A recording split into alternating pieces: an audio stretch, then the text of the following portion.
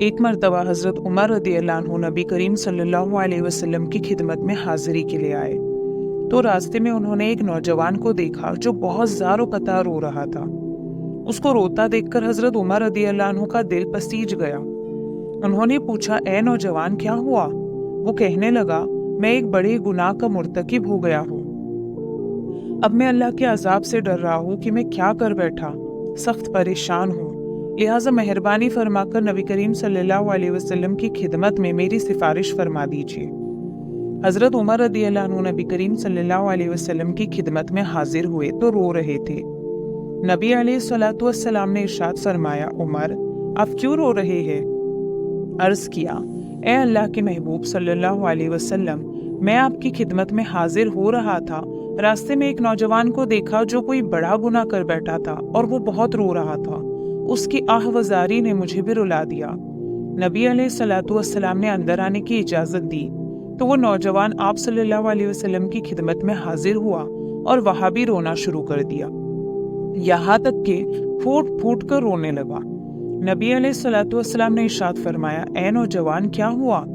اس نے کہا، اللہ کے نبی صلی اللہ علیہ وسلم، میں بہت بڑا گناہ کر بیٹھا ہوں۔ نبی علیہ الصلوۃ والسلام نے ارشاد فرمایا، کیا تیرا گناہ بڑا ہے یا اللہ کا عرش بڑا ہے؟ وہ کہنے لگا، اے اللہ کے نبی علیہ الصلوۃ والسلام، میرا گناہ بڑا ہے۔ نبی علیہ الصلوۃ والسلام نے فرمایا، تیرا گناہ بڑا ہے یا کرسی بڑی ہے؟ وہ کہنے لگا، اے اللہ کے نبی علیہ الصلوۃ والسلام، میرا گناہ بڑا ہے۔ نبی علیہ الصلوۃ والسلام نے فرمایا، کیا تو نے شرک کا ارتکاب کیا ہے؟ اس نے عرض کیا، اے اللہ کے نبی علیہ الصلوۃ والسلام، میں نے شرک کا ارتکاب تو نہیں کیا۔ نبی علیہ الصلوۃ والسلام نے فرمایا، کیا تو نے اللہ کے کسی بندے کو قتل کر دیا؟ اس نے عرض کیا، اے اللہ کے نبی صلی اللہ علیہ وسلم، میں نے کسی بندے کو قتل بھی نہیں کیا۔ نبی علیہ الصلوۃ والسلام نے فرمایا، تو پھر ایسا کون سا گناہ ہے جس کو تو اتنا بڑا سمجھ رہا ہے؟ اس نے عرض کیا، اے اللہ کے محبوب صلی اللہ علیہ وسلم، میرا گناہ بہت بڑا ہے۔ میں کئی سالوں سے کفن چوری کا کام کرتا تھا، مردوں کے کفن اتار کر بیچتا اور اپنی ضرورت پوری کرتا۔ چند دن پہلے انصار کی ایک نوجوان لڑکی دفن کی گئی۔ میں نے اپنی عادت کے مطابق رات کو جا کر اس کا کفن اتارا، اور جب کفن اتار کر جانے لگا تو مجھ پر شیطان غالب آیا اور اس نے میری شہوت کو ابھار دیا۔ میں پلٹا اور میں نے اس مردہ لڑکی کے ساتھ زنا کیا۔ جب میں زنا کر کے اٹھنے لگا تو مجھے یوں آواز آئی کہ جیسے وہ لڑکی بول رہی ہے اور کہہ رہی ہے کہ اللہ کے بندے، تو نے مجھے مردوں کے مجمع میں ننگا کر دیا اور کل قیامت کے دن اللہ کے حضور حالت جنابت میں کھڑا ہونے پر مجبور کر دیا۔ اب اس آواز کی وجہ سے میرے دل پر ایسا رعب ہے کہ میں سمجھتا ہوں کہ مجھ پر اللہ تعالیٰ کا غضب ہے اور میں اللہ کی پکڑ میں ہوں۔ جب نبی علیہ الصلوۃ والسلام نے یہ سنا تو آپ کو بڑا تعجب ہوا اور آپ صلی اللہ علیہ وسلم نے فرمایا کہ تو نے بہت بڑا گناہ کیا ہے، تو نے مردہ لڑکی کے ساتھ ایسا سلوک کیا۔ جب اللہ کے محبوب صلی اللہ علیہ وسلم نے بھی فرما دیا کہ یہ بہت بڑا گناہ ہے تو وہ نوجوان اٹھا اور روتا ہوا باہر چلا گیا۔ اس نے سوچا کہ اس وقت اللہ کے محبوب صلی اللہ علیہ وسلم ناراض ہیں، کہیں کوئی ایسی بات آپ صلی اللہ علیہ وسلم کے پیارے منہ سے نہ نکل جائے جو میری بربادی کا سبب بن جائے، اس لیے وہ باہر چلا گیا۔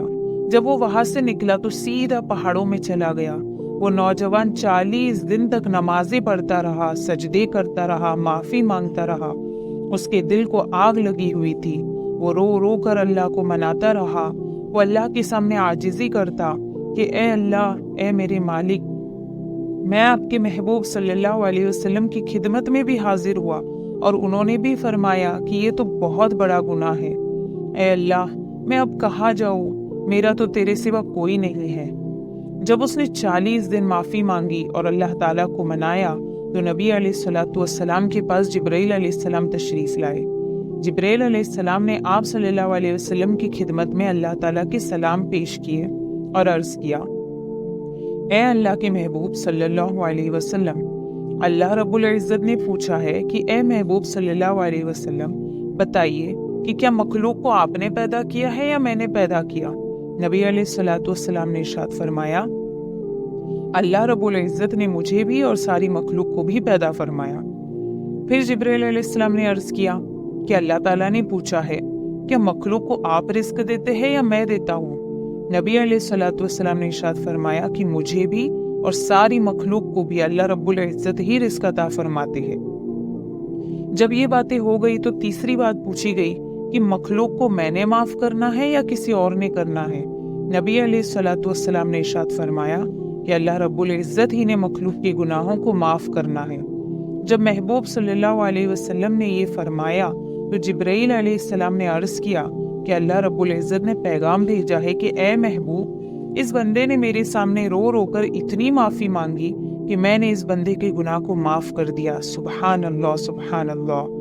پھر اللہ کے محبوب صلی اللہ علیہ وسلم نے صحابی کو بھیجا کہ اس نوجوان کے پاس جاؤ اور اس کو خوشخبری سنا دو کہ تیری عاجزی اللہ رب العزت کے یہاں قبول ہو گئی اور پروردگار نے تیری مغفرت کا پیغام بھیج دیا۔